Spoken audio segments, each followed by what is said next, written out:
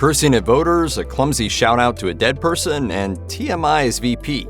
Joe Biden has said many weird things in 2024, but his history of awkward statements goes back a lot further. At a February 2020 campaign event at Georgia's Mercer University, Joe Biden responded to a question from student Madison Moore about his disappointing fourth-place finish in the Iowa caucuses and why voters should give him a shot in the general election. Perhaps Biden was still a bit sore about his loss. After acknowledging that it was a good question, he put Moore on the spot, asking if she had ever caucused. When she tentatively nodded yes, Biden shot back, "No, you haven't. You're a lying dog-faced pony soldier." Perhaps surprisingly, Biden had used this vaguely offensive descriptor before, as noted by Vox. At an event just a few months earlier, he declared himself to be no lying dog-faced pony soldier when accused of not being truthful about the Affordable Care Act. He has said that it's a reference to a John Wayne movie, but the president may be fuzzy on this, as nobody has been able to ascertain which one. In an interview with the Washington Post, Moore was understandably taken aback, saying, "I read an article in which he said the Iowa loss was a punch to the gut, and I'm not one to just push on wounds. I'm not trying to humiliate anyone."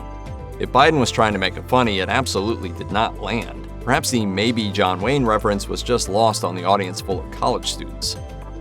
While on the campaign trail in May 2020, Biden took part in a spirited conversation with radio host Charlemagne the God on his Breakfast Club show.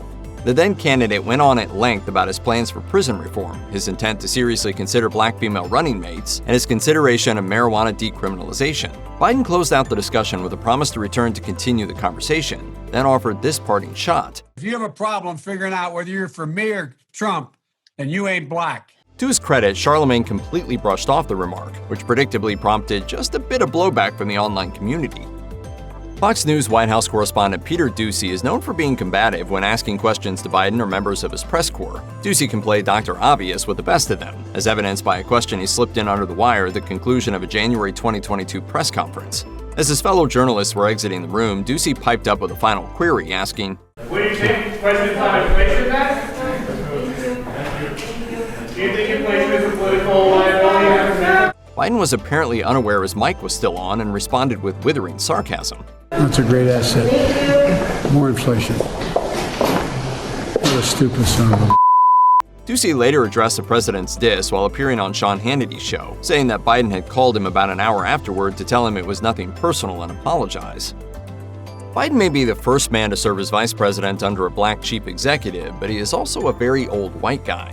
As such, he is known to put his foot in his mouth early and often when talking about people of color. Case in point, Biden's speech on Veterans Day 2021, in which he invoked the iconic pitcher Satchel Paige, who began in the Negro leagues before following Jackie Robinson into the majors. Now, the name by which those early leagues are referred to is a historical fact, but Biden stumbled egregiously over the phrase, saying, "I've adopted the attitude of the great Negro at the time, pitcher in the Negro leagues who went on to become a great pitcher in the pros, in the Major League Baseball, after Jackie Robinson." His name was Satchel Paige.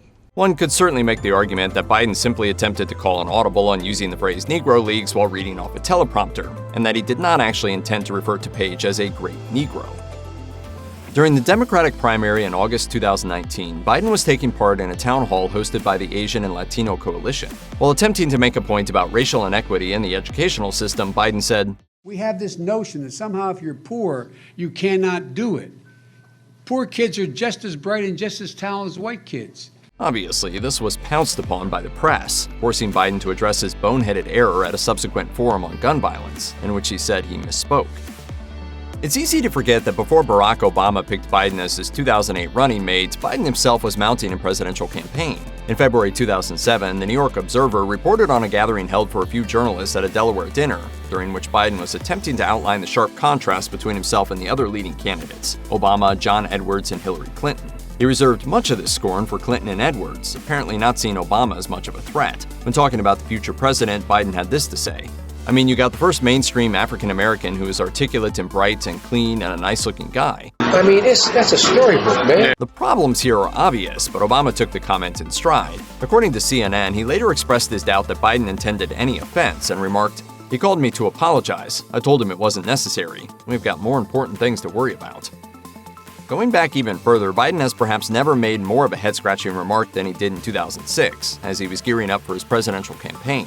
An episode of the C-SPAN series Road to the White House captured Biden meeting and greeting supporters, one of which was an Indian gentleman. During the exchange, Biden talked about his strong support among the Indian population, then said, You cannot go to a 7-Eleven or a Dunkin' Donuts unless you have a slight Indian accent. I'm not joking. Then Biden spokeswoman Margaret Aitken bent over backward, trying to explain that Biden's remark had to do with the influx of working-class Indian Americans to his home state. Meanwhile, Biden himself told MSNBC that it was meant as a compliment. When future historians discuss the first half of the 21st century, there will be a big fat line dividing two distinct time periods, before and after March 2020. That is when the United States discovered what kind of havoc can be wrought when a flu-like virus with no cure and no vaccine reaches the level of a pandemic. Since then, COVID-19 has killed more than 1 million people in the US alone, according to the World Health Organization. Ever since the virus reared its ugly head, there have been many voices attempting to downplay its deadliness, discredit the measure by which it can be mitigated, and insist that it could simply be ignored. But don't let it dominate your lives. Unfortunately, Biden echoed these voices during a September 2022 appearance on 60 Minutes, in which he said, "The pandemic is over. We still have a problem with COVID. We're still doing a lot of work on it, but the pandemic is over." In the 7 months afterward, COVID continued to infect and kill thousands of Americans, proving that no matter how badly Biden or anyone else wants to believe it, the pandemic was decidedly not over.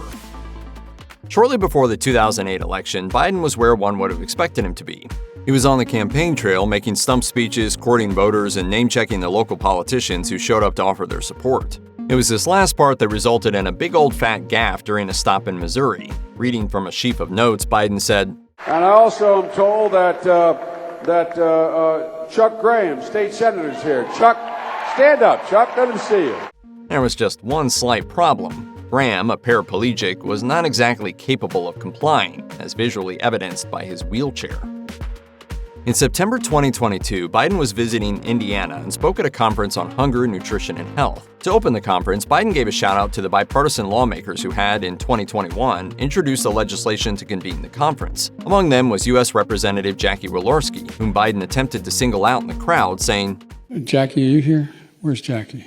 Unfortunately, the president had failed to recollect the highly relevant fact that Walorski, along with two of her staffers, had been killed in a car crash not even 2 months prior. At the time of the event, the Biden administration had even issued a statement noting she had served as co-chair of the House Hunger Caucus and said the team was looking forward to the upcoming conference that she had helped bring about. In the aftermath of the gaffe, White House Press Secretary Karine Jean-Pierre attempted to explain it away by saying that Walorski had been top of mind for the president.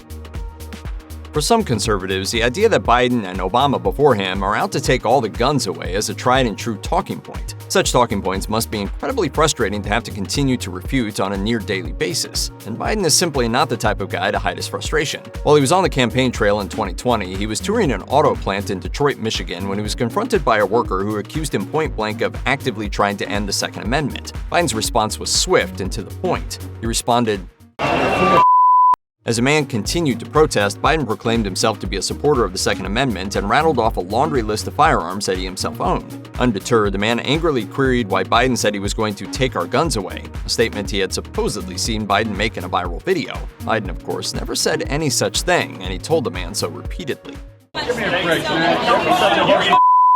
In April 2012, then-President Obama was preparing to face off against Mitt Romney in the presidential election. Joe Biden was giving an address at NYU in which he attempted to contrast the president's foreign policy with the Republican candidates, implying that Romney's approach was outdated.